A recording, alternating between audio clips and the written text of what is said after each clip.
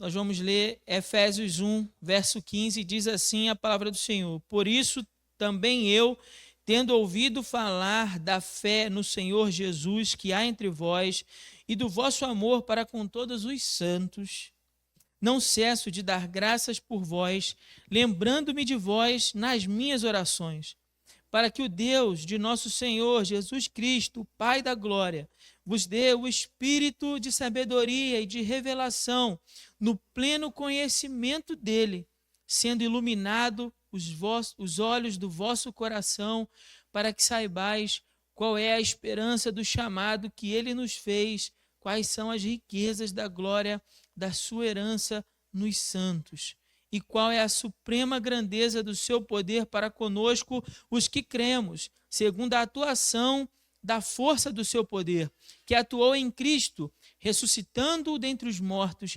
fazendo sentar-se à sua direita nos céus, muito acima de todo principado, autoridade, poder, domínio e todo nome que possa ser pronunciado, não só nesta era, mas também na vindoura. Também sujeitou todas as coisas debaixo dos seus pés, para que seja cabeça sobre todas as coisas, e o deu à igreja, que é o seu corpo, a plenitude daquele que preenche tudo em todas as coisas. Mantenha sua Bíblia aberta. Os irmãos podem se assentar. Como eu ia dizendo, irmãos, no domingo passado, na primeira sessão desse capítulo, Paulo faz uma lista de bênçãos. Ele faz uma lista dessas melhores bênçãos que nós já recebemos em Cristo. Então, lá no domingo passado, nós falamos como Deus nos elegeu, como Deus nos escolheu, como Deus nos separou e nos adotou, como Deus nos escolheu para fazermos parte da sua família. Falamos também como nós fomos redimidos em Cristo, como Cristo então pagou pelos nossos pecados, pagou a dívida dos nossos pecados, como ele nos perdoou através do seu sacrifício naquela cruz. Falamos também de como Deus nos selou, nos fez sua propriedade. Nós somos dele, nossa vida agora pertence a Deus, pertence a ele, não a nós mesmos. Mas como a nossa vida é preciosa aos olhos do Senhor, porque essa é a recompensa, esse é o fruto do penoso trabalho de Jesus naquela cruz, como diz Isaías capítulo 52. Nós, os que cremos, são esse fruto. Então nós falamos de todas essas riquezas que nós já recebemos. Mas na ocasião eu falei com os irmãos, será que nós compreendemos essas riquezas? Será que nós temos olhos para enxergar essas riquezas? Bom, eu estava meditando numa história, numa hipótese qualquer, de um homem que durante muito tempo vivia trancado dentro de sua casa. Dentro da sua casa, trancado, ali ele permanecia sozinho, não tinha ninguém, poucos recursos, vivendo uma vida muito difícil, muito limitada. E por alguma razão de tanto sofrimento, aquele homem, inclusive, acreditava que ele era doente. Aquele homem permanece dentro daquela casa por cerca de 10 anos. Imagina isso. 10 anos. 10 anos vivendo ali. Trancado, sozinho, se sentindo doente, com poucos recursos, passando muita privação. Mas um belo dia, aquele homem, ele se dispõe a ir até a caixa de correios que tinha na sua casa, no seu portão. Então ele, com muita dificuldade, mas levanta, enfrentando muita resistência, ele vai até a caixa de correios. Chega lá na caixa de correios, ele encontra 3 cartas lá. 3 cartas haviam na sua caixa de correios. Ele abre a primeira carta, e naquela primeira carta que ele abre, ele descobre que há 10 anos atrás, ou seja, justamente o tempo em que ele está vivendo naquelas condições, aquela carta já tem muitos e muitos anos que ela está ali, naquela caixa de correio. Ele já tinha recebido aquela carta. Então, quando ele abre, ele percebe que lá 10 anos atrás, um parente seu muito rico havia falecido. E o testamento dizia que tinha deixado toda a sua herança para aquele homem. Aquele homem fica em estado de choque. Ele começa a pensar, meu Deus, como é que eu não abri essa carta antes? Porque eu tenho enfrentado toda essa luta, essa dificuldade, essa escassez há 10 anos, e aqui estava a chave que ele me libertaria dessa prisão. Mas ele então, ainda em choque pelaquela primeira carta, se atreve a olhar para a segunda e vê que é a mesma data. Foi na mesma época que ele tinha recebido aquela primeira e ele abre aquela segunda carta. E quando ele abre aquela segunda carta, é uma carta do hospital. 10 anos atrás ele havia feito muitos exames, havia feito uma bateria de exames, e os exames diziam que ele estava em perfeita saúde, gozava de perfeita saúde. Ainda que há 10 anos ele vivesse achando que era um doente. Ainda em choque, ele abre a terceira carta. E quando ele abre a terceira carta, é uma carta de um outro parente que ainda permanece vivo. O outro parente que tinha sido beneficiado pela herança do seu ente querido que tinha falecido. E ali naquela carta daquele seu outro parente que agora estava vivo, né, um deles que estava vivo, dizia que se ele quisesse, já que ele sabia que ele era sozinho, ele poderia ir lá viver com a sua família. Se ele quisesse, ele poderia se mudar para a sua terra e viver junto com seus outros parentes que estavam vivos. Ou seja, ele não precisava ter vivido sozinho todos aqueles 10 anos. Ele tinha pessoas com quem ele poderia ter compartilhado. Mas o drama dessa história é que tudo isso poderia ter acontecido com esse homem há 10 anos atrás. Ele viveu por 10 anos sofrendo privação, solidão, doença. Mas há 10 anos, tudo aquilo já estava à disposição dele. Estava ali, à sua mão. Bastava que ele estendesse a mão e se apropriasse daquelas riquezas. Mas há 10 anos ele sofria, porque ele não tinha consciência das riquezas que possuía. E é exatamente assim como muitos crentes passam a vida cristã inteira. Se sentindo pobres, se sentindo doentes, se sentindo sozinhos, quando na verdade todas as melhores riquezas, as melhores bênçãos já nos foi dada em Cristo Jesus. E por que não nos apropriamos dessas coisas? Por que não nos apropriamos dessas riquezas que estão disponíveis para nós em Cristo? Porque simplesmente nós não nos damos conta delas. Então não nos apropriamos delas. Então por isso que esse texto que nós acabamos de ler, ele é tão importante nessa passagem. É tão importante para a gente entender a carta. Porque Paulo, ele vai falar dessas riquezas, ele vai continuar falando dessa maravilhosa obra que Deus fez em nós através de Cristo Jesus, mas ele faz essa breve interrupção e expressa uma oração pela igreja. Não sei se você reparou, mas essa seja uma oração. Paulo está orando a Deus pela igreja. Ele está compartilhando com a igreja quais têm sido os motivos da sua oração em favor da igreja de Éfeso. Para Paulo, não basta apenas que a igreja de Éfeso seja informada que já receberam ricas bênçãos espirituais. Paulo deseja que a igreja tenha os olhos do coração abertos para que eles se apropriem dessas riquezas e vivam de modo digno desse evangelho, das riquezas que eles receberam do evangelho. Então Paulo narra as riquezas, mas agora Paulo acha apropriado contar para a igreja, falar para a igreja que um dos motivos da sua oração é para que eles tenham os olhos do coração abertos. Tenham os olhos do coração abertos. E é por isso que eu contei essa história para você. Porque se você não se der conta, se você também não tiver os olhos do seu coração abertos, pode ser que você viva uma vida cristã de extrema pobreza. E não porque Deus não nos tenha abençoado com ricas bênçãos espirituais, não.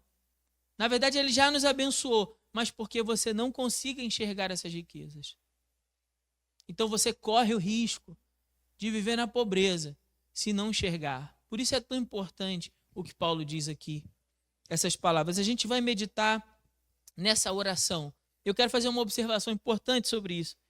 Porque a qualidade da oração de alguém, como a gente vai analisar essa oração de Paulo, a qualidade da oração de alguém fala muito sobre o senso de valores que essa pessoa possui. A qualidade da oração de alguém diz muito sobre os valores que essa pessoa carrega. A oração de alguém é o espelho da vida interior dessa pessoa. O escritor E.M. Bonds estava com a razão quando ele afirma que só pode fazer uma oração curta e poderosa em público. Escute isso. Só é possível para alguém fazer uma oração curta e poderosa em público alguém que mantenha uma longa e poderosa comunhão em secreto. Em secreto. A oração que nós vamos analisar é um ótimo exemplo disso, porque é uma oração curta e poderosa, mas é a oração de alguém que nutria uma rica e poderosa vida de oração em secreto. Em secreto. Vamos ver as palavras de Paulo aí no verso 15. Ele diz assim: por isso, também eu, tendo ouvido falar da fé no Senhor Jesus que há entre vós, fé no Senhor Jesus, e do vosso amor para com todos os santos. Duas qualidades que Paulo via naquela igreja: fé em Jesus e amor pelos santos. Essas eram as qualidades que Paulo ouviu falar sobre aquela igreja. E no verso 16, então, ele fala: desde que eu ouvi essas coisas, então, não cesso de dar graças por vós, lembrando de vós nas minhas orações. Então, Paulo agradece a Deus, mas Paulo dá uma pista aqui para nós. Uma pista. Como assim, pastor? Veja as palavras dele: olha, eu não cesso de dar graças por vós.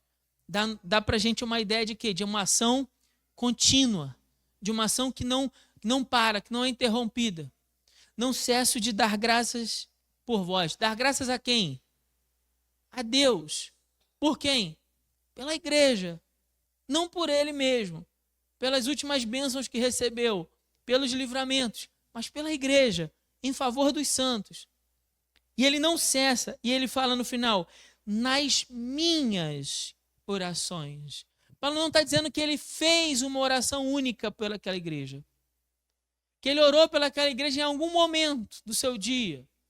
Veio à cabeça, ele falou algumas palavras e disse: em nome de Jesus, amém. Não é disso que Paulo está falando, não. Paulo está dando para nós a ideia de uma prática contínua de oração e que nas suas orações, nessa prática contínua, em secreto, ele então incluía um motivo de oração, que era qual? Agradecer a Deus pela igreja que havia em Éfeso, pela fé daqueles irmãos e pelo amor que aqueles irmãos tinham em favor dos santos. Olha que coisa bonita.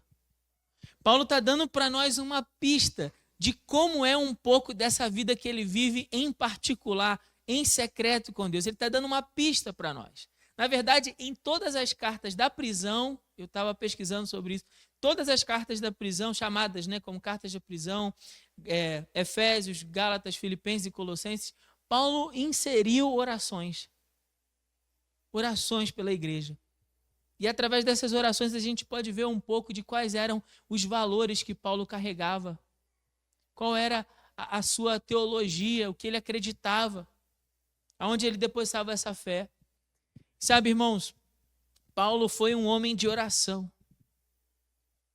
É isso que nós estamos vendo. Em outras palavras, Paulo foi um homem de oração. A gente não pode só olhar para isso aqui e analisar a oração dele como algo frio. A gente precisa também olhar para essa pessoa que ora.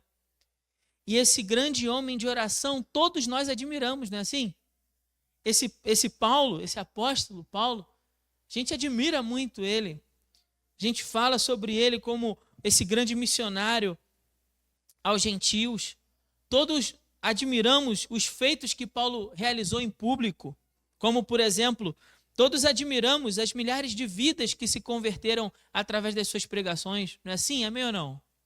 A gente não admira isso? Que Paulo tenha evangelizado milhares de pessoas? Você não tem essa admiração? Eu tenho essa admiração por ele.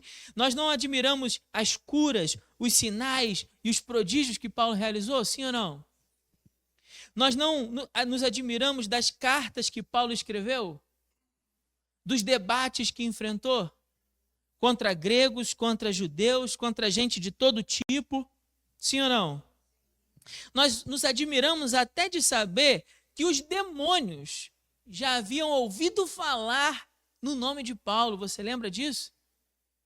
Aconteceu lá em Éfeso também. Os efésios sabiam disso. Os efésios conheciam essa história lá dos exorcistas, né, itinerantes, que tentaram expulsar o demônio de um determinado homem. E aí, quando eles falaram, sai desse homem, em nome do Jesus que Paulo prega, o demônio que estava naquele homem disse aos 7 filhos de Cefas, Jesus, nós sabemos quem é. Paulo, já ouvimos falar. Mas e vós? Quem sois? E aquele homem, possesso por aquele espírito maligno, partiu em direção àqueles 7 e bateu neles, deu uma surra naqueles homens. Eu não sei você, mas eu olho para aquela, eu leio, né, essa história de Atos capítulo 19 e é assustador pensar nisso. E nós olhamos para essa história e nos admiramos, ou não? Claro que nós nos admiramos dessas coisas. Todas essas coisas que eu narrei, todas elas feitas em público. Mas escute, preste atenção, irmão, escute. Todas essas coisas em público, feitas em público. Mas só foram feitas em público, tudo isso só foi possível ser feito em público porque Paulo nutria uma vida de oração em secreto. Os grandes feitos do apóstolo em público foram cultivados e nutridos por uma vida com Deus no secreto. Compreenda, não existe atalhos para uma vida cristã poderosa. Não existe atalhos para uma vida cristã poderosa. Se quisermos ser cheios da presença do Senhor, precisamos aprender a nos dedicar à oração e à palavra a sós com Deus. Não existe, irmão. Isso é impossível. Talvez você queira que de alguma maneira, de uma forma mágica, você venha num culto e Deus então, o pastor vai lá e o pastor nesse dia vai ser muito feliz no sermão, vai ser muito criativo no sermão, vai ser muito eloquente no sermão para poder te convencer de alguma coisa e então você vai sair daqui e a sua vida cristã será poderosa. Mas deixa eu te falar uma coisa, isso não vai acontecer. Isso não vai acontecer. Porque não é mágica. Não existe um atalho para que você tenha uma vida cristã poderosa em Deus. Não existe atalho. Você precisa orar. Paulo está falando sobre as suas orações, porque Paulo tinha uma vida de oração sobre a qual falar. Sabe por que nós não falamos sobre experiências de oração? Porque não há vida de oração sobre a qual falar. Paulo lia a palavra e é por isso que ele sempre tinha algo da palavra para compartilhar. E sabe por que às vezes nos falta uma palavra para compartilhar com alguém? Porque nós não lemos a palavra, é simples assim. É isso. Não tem segredo, não tem mágica, não tem mistério, não tem pastor superpoderoso, apóstolo, profeta, milagreiro por aí, para fazer você viver uma vida cristã poderosa, não. Você precisa aprender a nutrir uma vida poderosa com Deus no secreto, em oração, na palavra, em lágrimas, em humilhação diante do Senhor, em esvaziamento de quem nós somos, para que o poder seja dele e não nosso, para que o poder que é de Deus se aperfeiçoe nas nossas fraquezas, e Deus então nos encha dessa plenitude do Espírito, desse poder, desse grande poder de Deus que atuou em Cristo Jesus, ressuscitando Jesus dentre os mortos, como Paulo vai falar aqui nessa oração, para que esse grande poder de Cristo encha a sua vida. Encha a sua vida. Para que esse poder de Cristo abra os seus olhos. Irmão, em nome de Jesus, igreja, ouça o que o pastor está falando. Você precisa que Deus abra os seus olhos. Sua vida cristã é pobre porque seus olhos são cegos. Deus precisa abrir os seus olhos. Você precisa nutrir uma vida em secreto com Deus. até que ele encha você de poder, como ele fez com o apóstolo Paulo. É ali no secreto, na oração, na súplica, nas lágrimas, que o Espírito de Deus transforma a nossa vida e nos enche. Nos enche. Uma vida de oração, uma vida na presença de Deus, uma vida no secreto. Paulo só podia ser um grande homem diante da igreja, publicamente, porque ele o era em secreto. Porque Paulo sabia, assim como eu também sei, na minha limitação minúscula de quem eu sou, que não é o argumento do pastor que convence você. Que não é um pastor que vai vir aqui super criativo que vai mudar a sua vida. Que não é o poder do argumento humano que eu possa usar aqui que vai transformar quem você é, não. É por isso que você me ouve em toda a pregação, não só hoje, não. Mas você me ouve em toda a pregação pedir a Deus o quê? Que ilumine os olhos, sua mente, para a compreensão da palavra. Você já percebeu isso?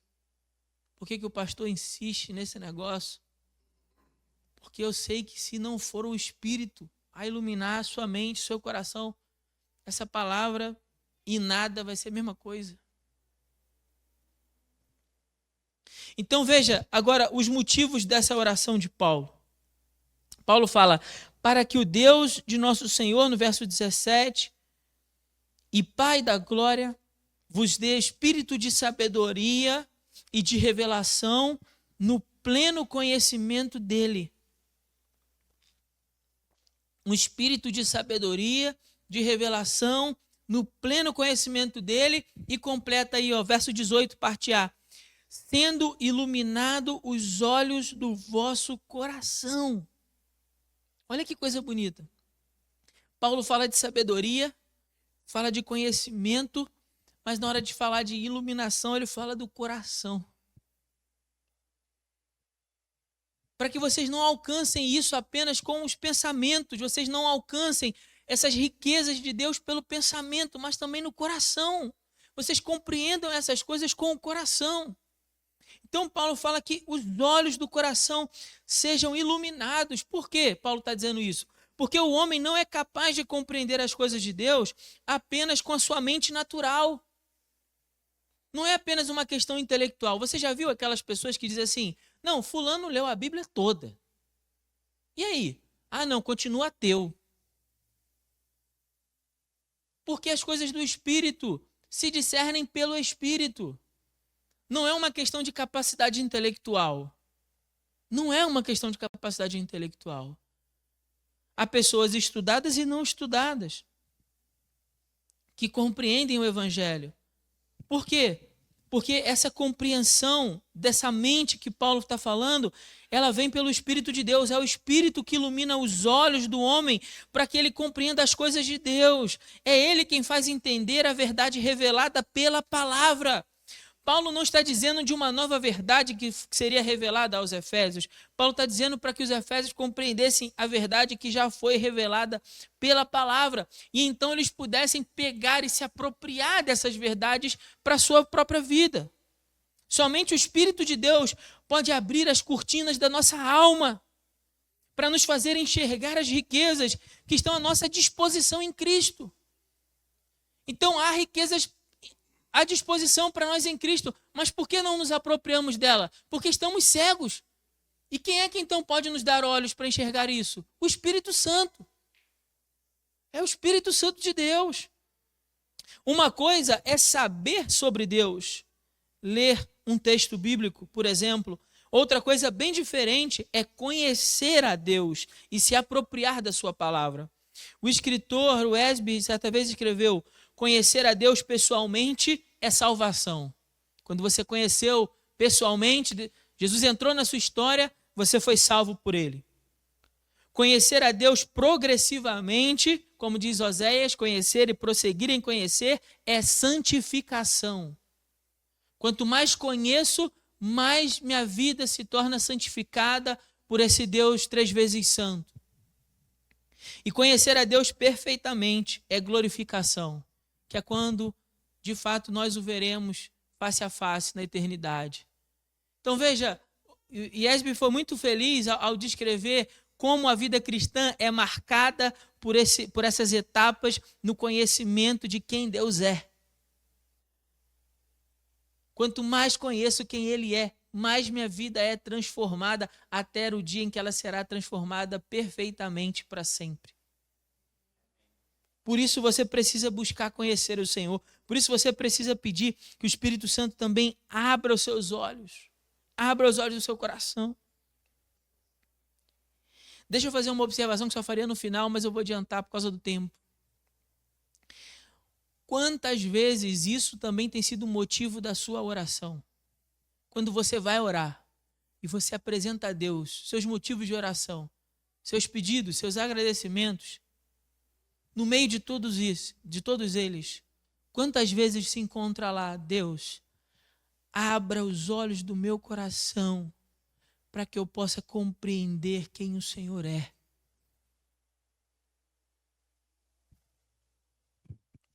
Talvez seja o momento de colocar na sua lista outros motivos, porque como eu disse no início desse sermão, e eu sei que essa palavra é pesada, mas eu vou repetir, a oração de alguém mostra muito sobre os valores que esse alguém carrega. A oração de alguém mostra muito sobre os valores que esse alguém carrega. Qual tem sido os motivos da tua oração? A segunda coisa, ele fala que é para que eles saibam. Saibam do quê? O que Paulo quer que eles saibam? Ele quer que eles saibam 3 coisas. A primeira, a esperança do chamado. Eu estou lendo o verso 18.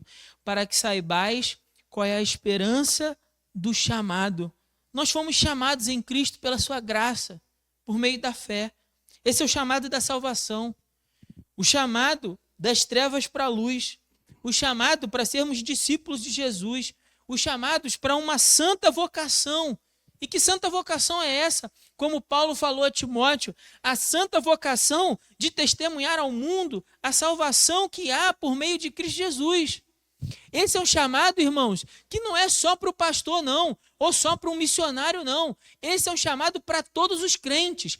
Todos os crentes foram chamados em Cristo Jesus das trevas para a luz, para a salvação pela graça em Cristo Jesus, para serem testemunhas do Evangelho. Você foi chamado. Sabia disso? Que Deus possa abrir os olhos do seu coração para que você saiba que foi chamado. Você é alguém que foi chamado para uma santa vocação, para que o mundo possa contemplar, para que o mundo cheio de desesperança possa conhecer a esperança que há.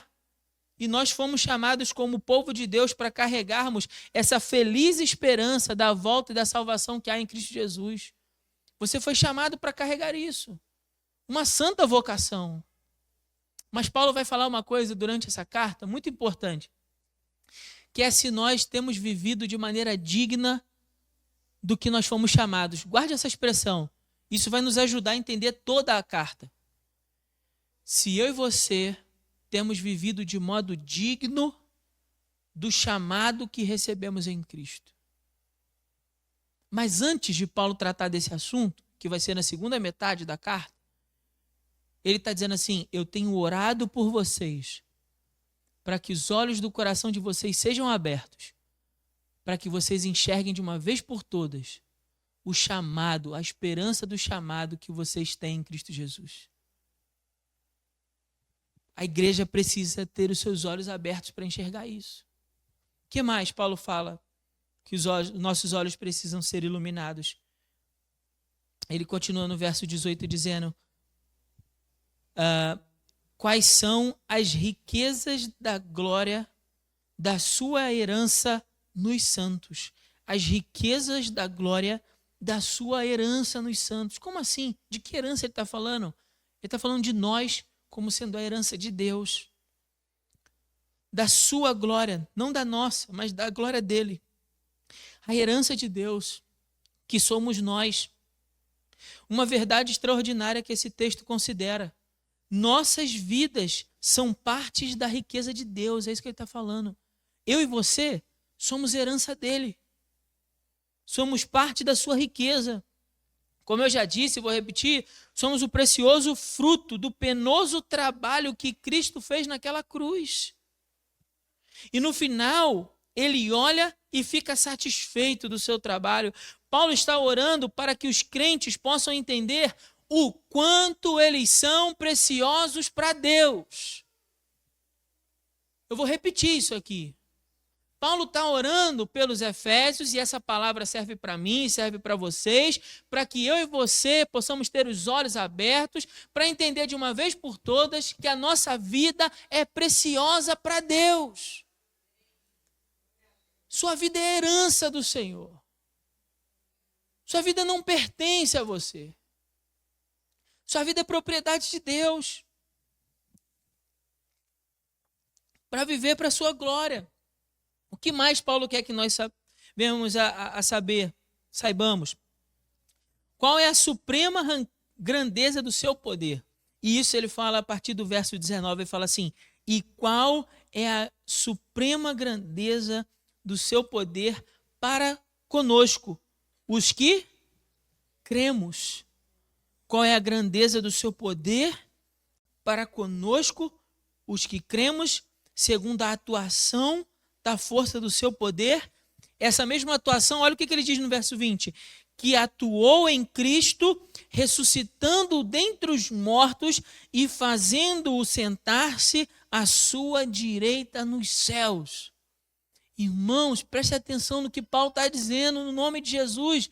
Paulo está falando que os nossos olhos precisam ser iluminados para que eu e você venhamos a reconhecer que o mesmo poder extraordinário de Deus que ressuscitou Cristo dentre os mortos, o deu um corpo glorificado e o fez assentar à direita de Deus nas alturas, como soberano sobre todas as coisas, acima de todo principado, de toda autoridade, de todo poder, de todo domínio. Esse mesmo poder que atuou sobre Cristo atua sobre a igreja.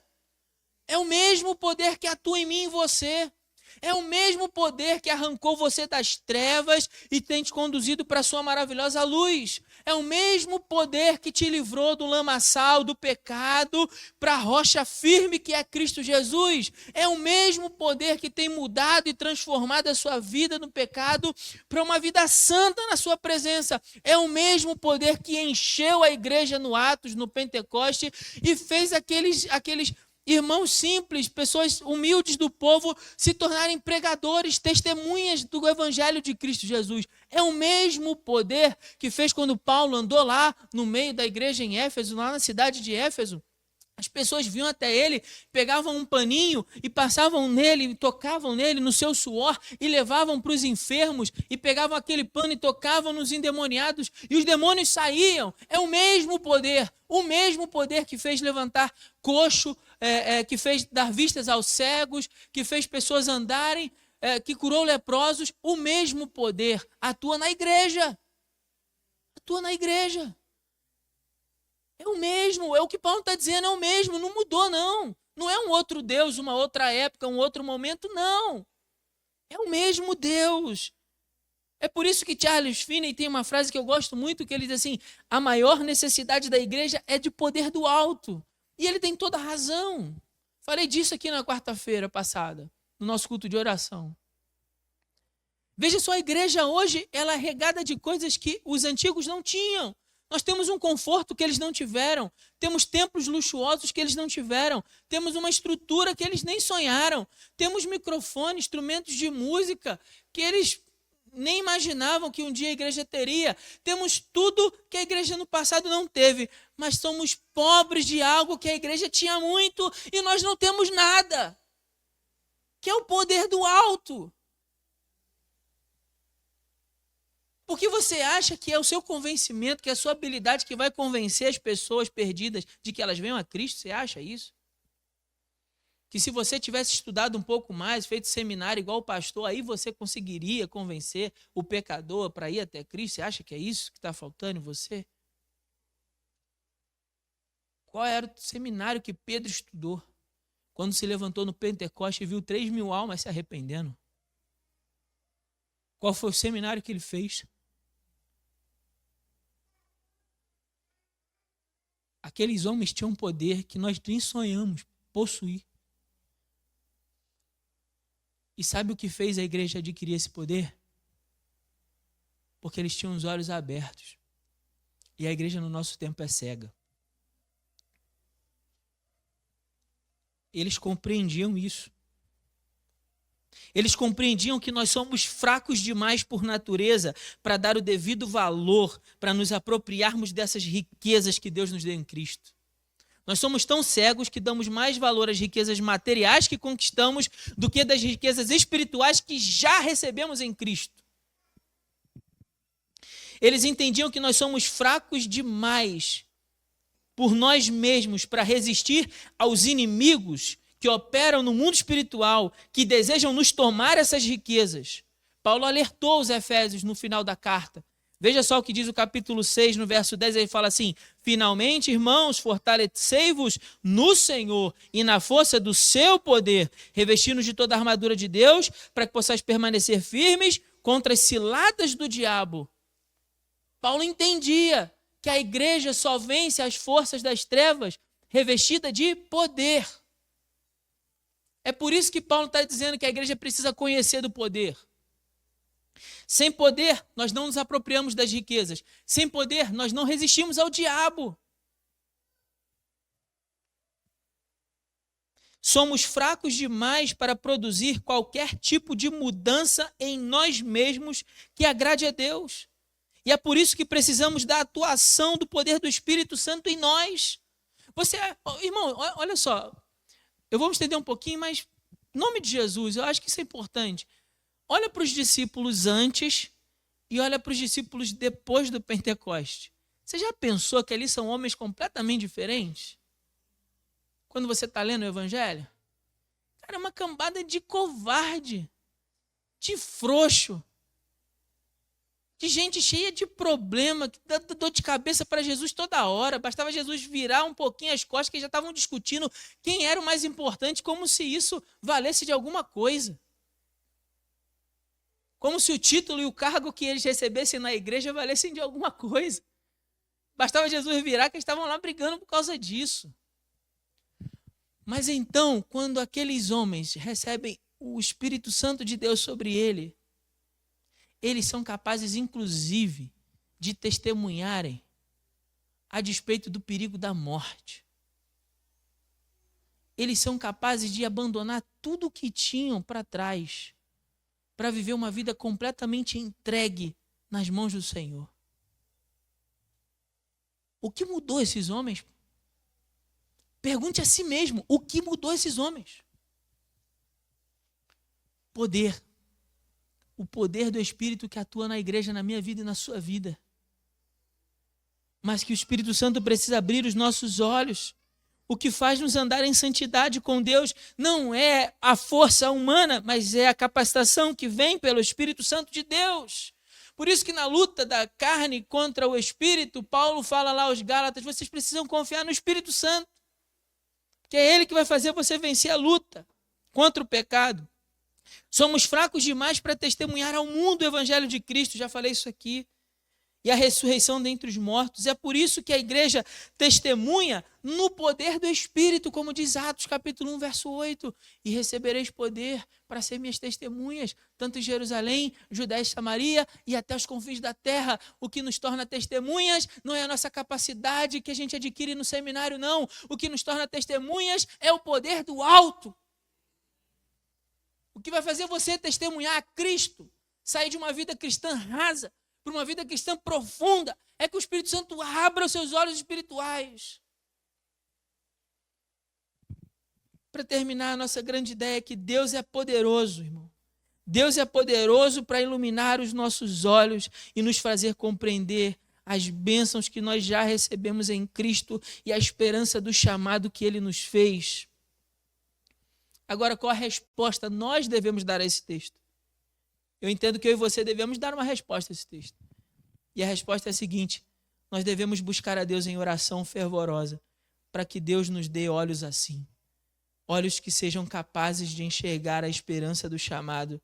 Olhos que sejam capazes de enxergar as riquezas da glória. olhos que sejam capazes de enxergar a suprema grandeza do poder de Deus que nós já recebemos em Cristo Jesus. A minha oração,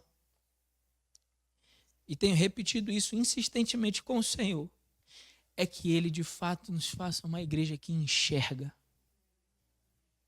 Que Ele abra os olhos do nosso coração no nome de Jesus. Amém?